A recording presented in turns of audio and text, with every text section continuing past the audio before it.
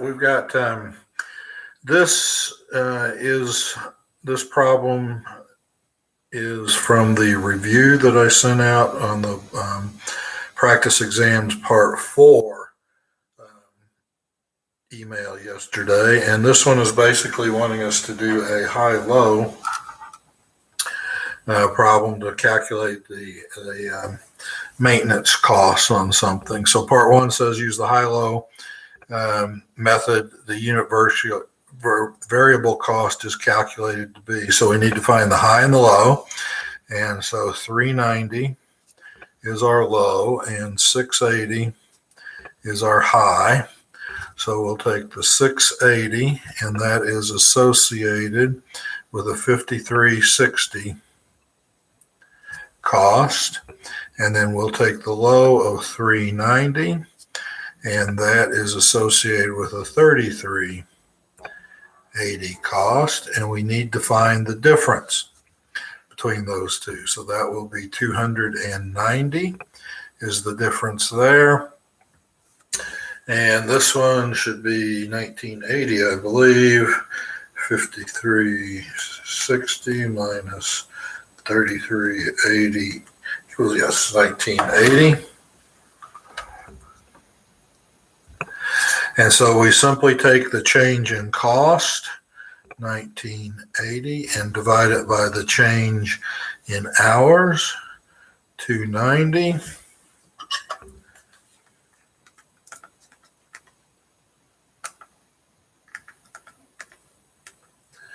And we get $6.83.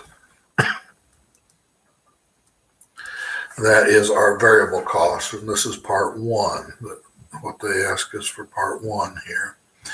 And then part 2 asks us what the monthly fixed cost is. And we can plug into either equation. We can use the 680 and the 5360, or we can use the 390 and the 3880. I'm going to do both just to show you that it works out the same.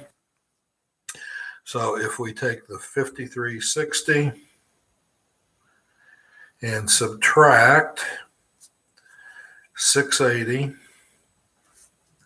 times $6.83, that will give us our fixed component. So 6.83 times 680 equals $4,642.76. We add to that the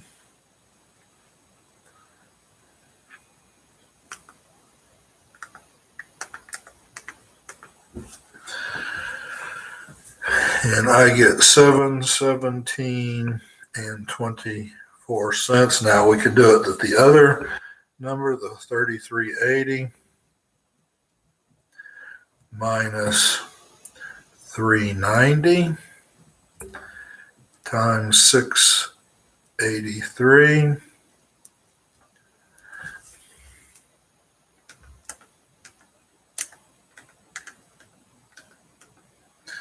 and that gives us 2,663.7.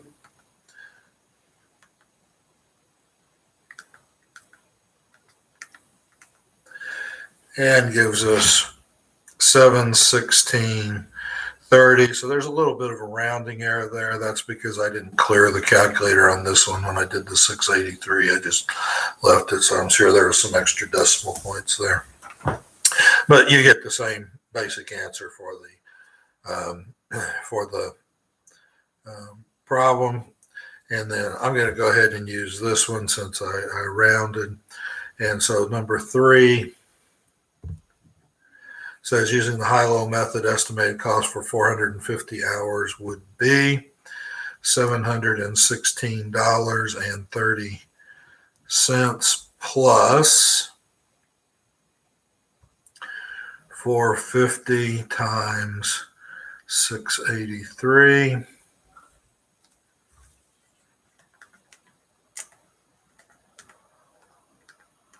So 450 times 683 is 3,073.50 cents, but I need to add the 716.30 fixed component and I get 3,789.80 cents. Now, always ask yourself, does that make sense? We've got 450 units here. 450 is closer to 390. 3789 is between 3380 and 5360, but it's closer to the 3380. So yes, it looks like this answer makes sense. And so that is a high-low method. All right, the next one on cost estimation, we have a regression output here. And this is the same quiz that I sent you out in the practice exam 4 email. And so this is a normal regression output, and it says using the regression output, what is the estimated cost for 450 machine hours? So now our intercept here is a minus 113.3718 0.3718 plus 450 times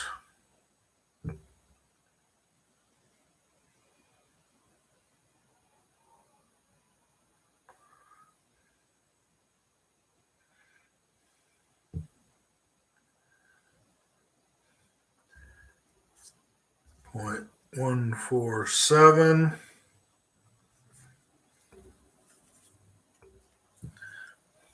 0.147,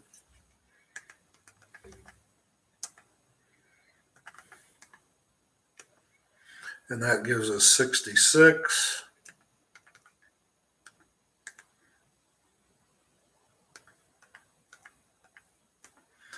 And that would give us a minus $47.22. Now, this is what the regression put out, and so it's entirely possible, that we get some strange numbers.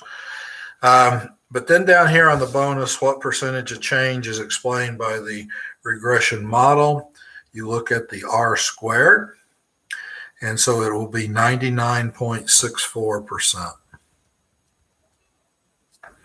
is explained by that.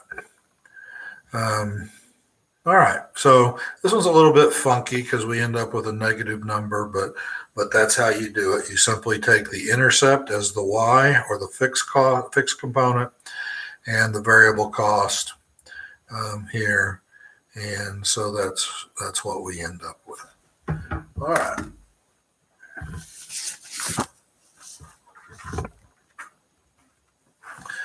Okay, this one comes from midterm 3 on that on the practice exam 4 email that I sent out. Once again, it's a high-low method.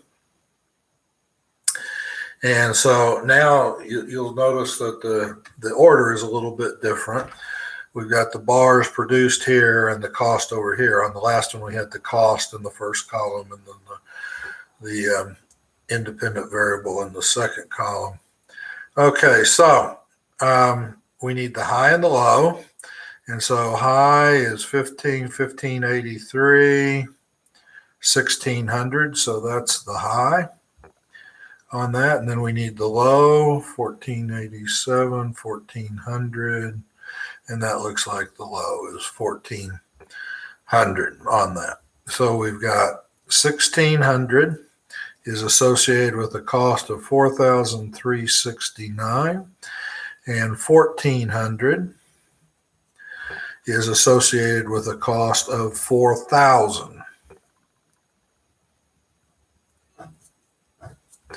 Okay, so we have a 200 unit difference, and that consists of a $369 difference. So we take the 369, we divide it by 200.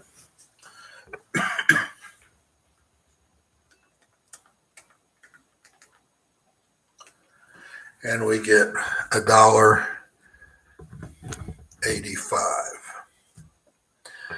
Okay, and then it says she expects to produce 1575 bars in October. Oh, we need the fixed component first before we do that.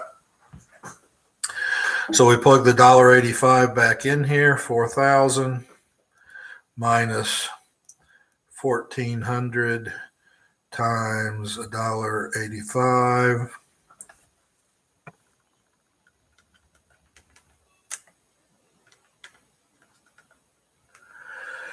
That's $2,590 minus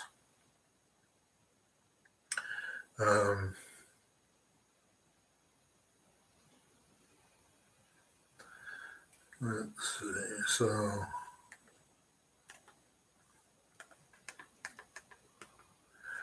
that's going to equal 1,410 as the fixed component. So then we take the 1,410 plus 1,575 times $1.85. And when we multiply that out, we get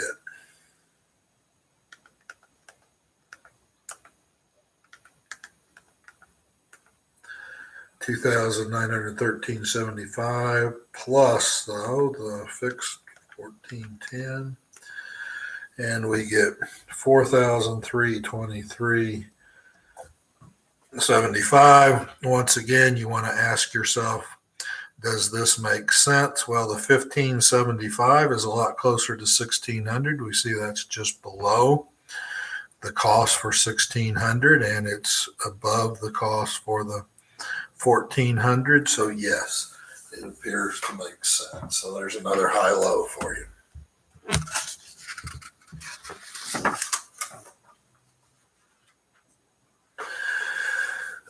All right. So this one is a little bit different problem.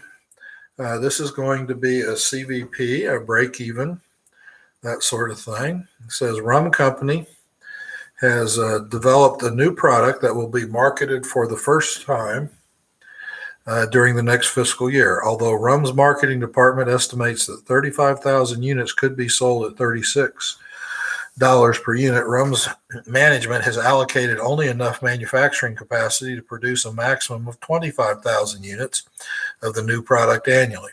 The fixed cost associated with the new product are cost budget are $450,000 for the year. The variable costs for the new product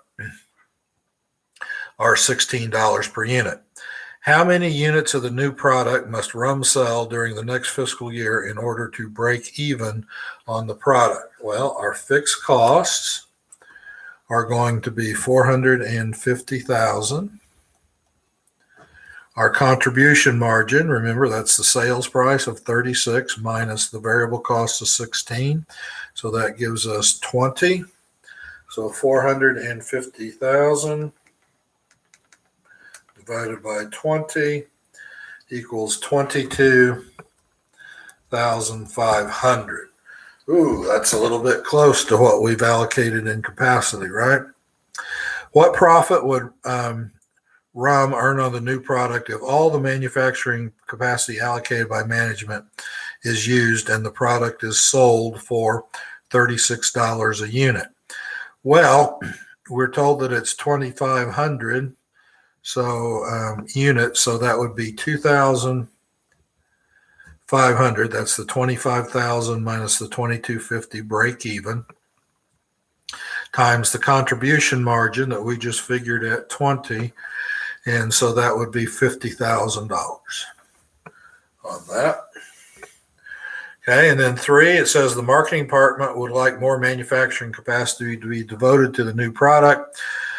What would the increase in net income for the new product if its unit sales could be expanded by 10% without any increase in fixed expenses and without any in the selling price? So what would be the increase in net income? So that would be our $20 contribution margin times 10% of 25,000, which is 2,500 500. And so that would be another $50,000 increase. And then number 4, RUMS management has stipulated the new product must earn a profit of at least $125,000 in the next fiscal year.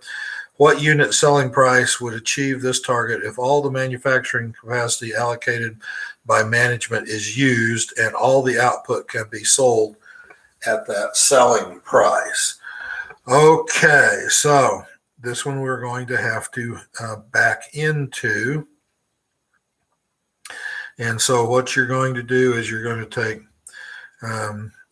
200 or 125,000.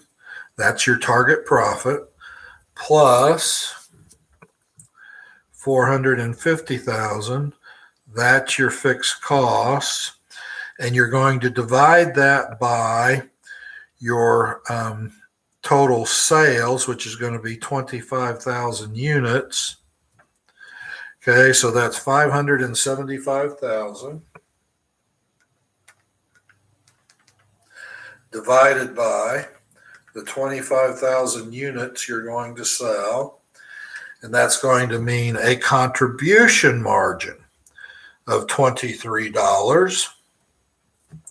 But remember, we've got our fixed costs of $16, so we need a selling price of $39 per unit in order to get there.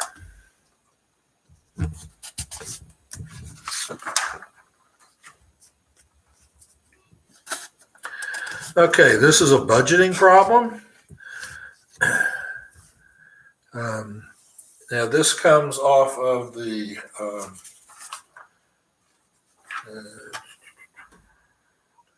think it's the midterm 3 on that PE, the practice exam 4. So we've got Profito Company is in the process of preparing a cash budget for the year. The sales cash for the 6 months of the year is as follows: July, August, September, October, November, December. So we always start with our sales forecast. Historical analysis of payment patterns of customers is the following percentages: 60% in the month of sale, 25% the month after sale, 10% in the month following sale. And so we need to create a grid. So we're going to take October, November, and December. And so we go up to 2 months before the sale. So October. So we need the sales for August. We don't need the sales for July, right? 60% of July will be collected in July, 25% will be collected in August, and 10% will be collected in September. So we don't need July, but we do need August.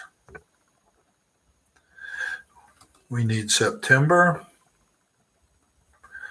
We need October. And we need November, and we need December. All right. So from that, August sales, we will collect 10% of August sales in October. So August sales is $80,000, so that will be $8,000.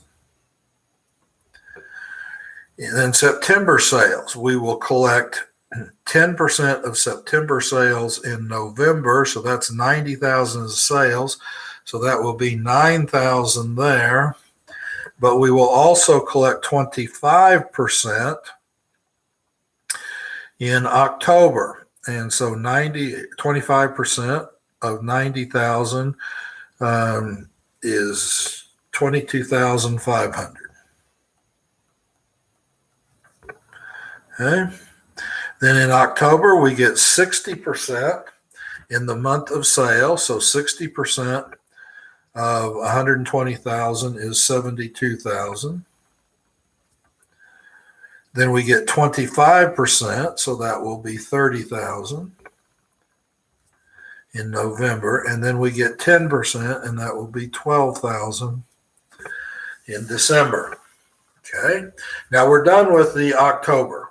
because now we're moving on to November, and obviously we can't collect any of November sales in October. So October or November, 60% of 150 will be 90,000, and 25% of 150 will be 37,500. And then finally we have the December, and that'll be the 60% of the 200,000, or 120,000 that we have there. So now we just simply add these all up.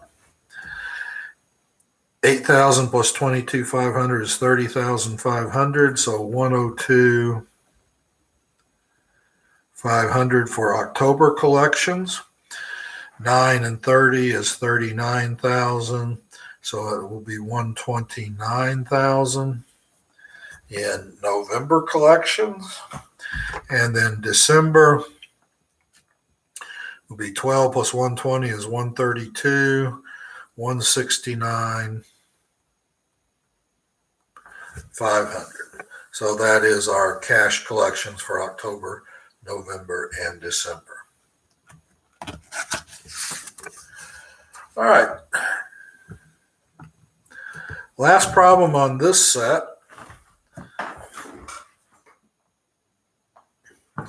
We've got Z-Post Company has developed the following sales budget. We see it there. The beginning inventory on January 1st is 8,000 units. Desired ending inventory in the coming year is to be 25% of next month's sales. And then we go into the materials, and it says prepare a production budget for February, March, and April. And then we need the we need the purchase budget for material X. So in order to get the purchase budget for material X, we're going to have to do the production budget for May. Also, you always have to have one more month available than what you're doing the budget for. So the production budget, part one. So we're going to have we start with our sales. So this is February, March, April, and remember we need the May so we can do the part two of this problem, even though part one asks us just through April. All right, so now we start with our sales. And sales for February will be 50,000. Sales for March will be 70,000. Sales for April is 80,000. And sales for May is 60,000. Okay, so now in addition to our sales, we're going to need our desired ending inventory. So the desired ending inventory is 25% of, right here, 25% of next month's sales. So 25% of 70,000 is 17,500. So this is our sales. This is our ending inventory. 25% of 80,000 is 20,000. 25% of 60,000 is 15,000. Then we got to go out here to June. 25% of 50,000 is 12,500. So we have our desired ending inventory, but then we subtract our beginning inventory, because if it's in beginning inventory, we don't have to make it that month, right? And so it's going to be 25% of the 50,000 units, or 12,500. And remember, we subtract that. And so when we get that, that's going to be 55,000 for February. In March, we need 25. We need the beginning inventory, so that's 17,500. So we can just shift this down here. So we add it in this month, subtract it in this month, add it in this month, subtract it in this month. So that will be 72,500 there. Bring that 20,000 down here. And so that will be 75,000 that we have to make in April. And then bring this 15,000 over here. And so that will be 57,500. All right, so that's our production budget. This is the actual answer to the first part. Okay, then part 2 says prepare the purchase budgets for material X in units and dollars. Okay, so part 2, each unit requires 6 units of material X at $8 per unit, and so we don't need the material Y. $6 of material X at $8 per unit, so we're going to copy these production budgets here. 55, 72,500, 75,000, and 57,500. We then multiply it by the number of units needed. That's times 6. So we'll do that for each of these.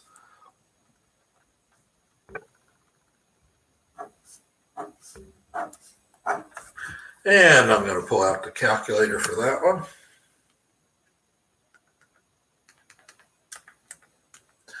So we need 330,000 units of material X in the month of February.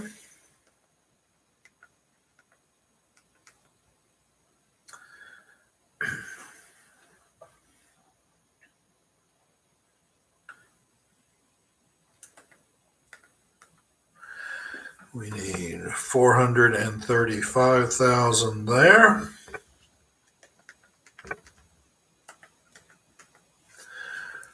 $450,000 there.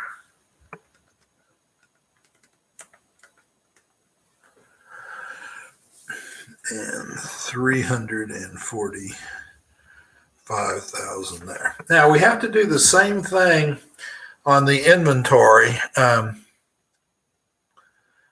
Desired ending inventory of these will be 30% of next month's needs in the coming year.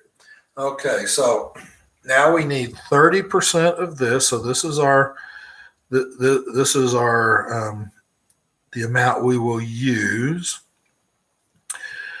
We need 30% of that, so 435.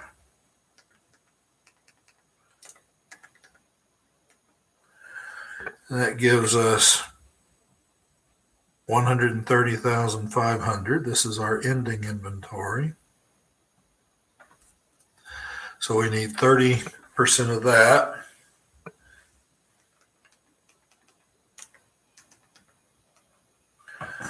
That will be 135,000. And then we need 30% of that.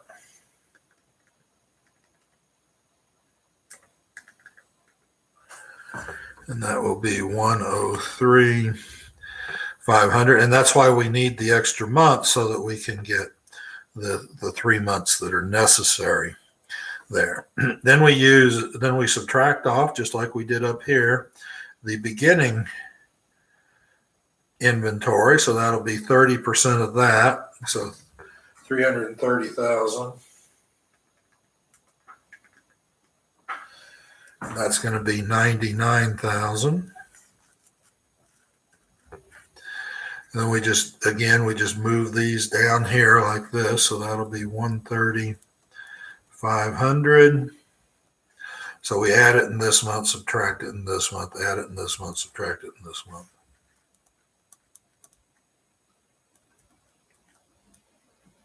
All right, and we simply do the math on those. So 330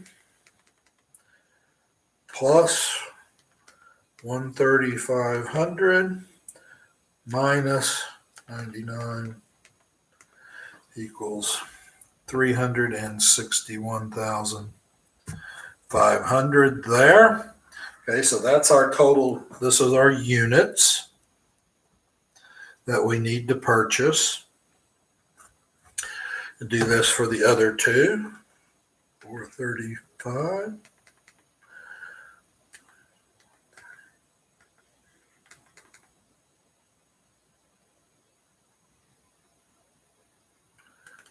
$435.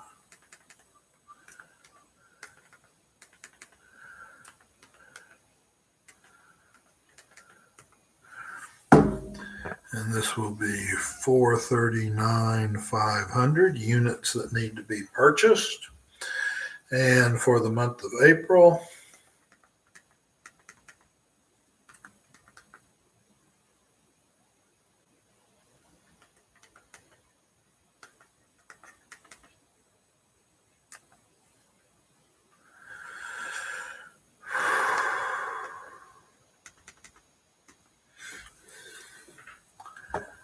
$418,500.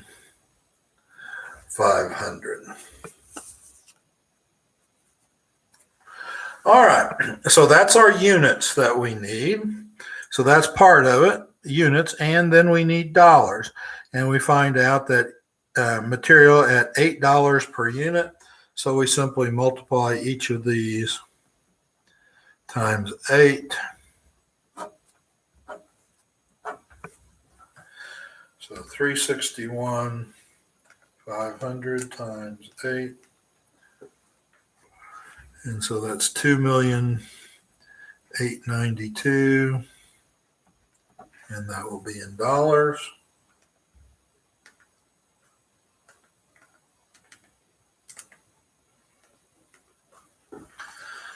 This one is 3 million.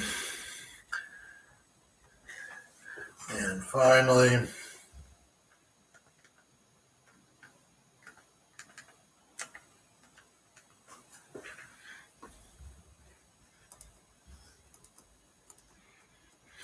all right, so that's our, that is this problem. And that concludes part 1 of the review for this exam.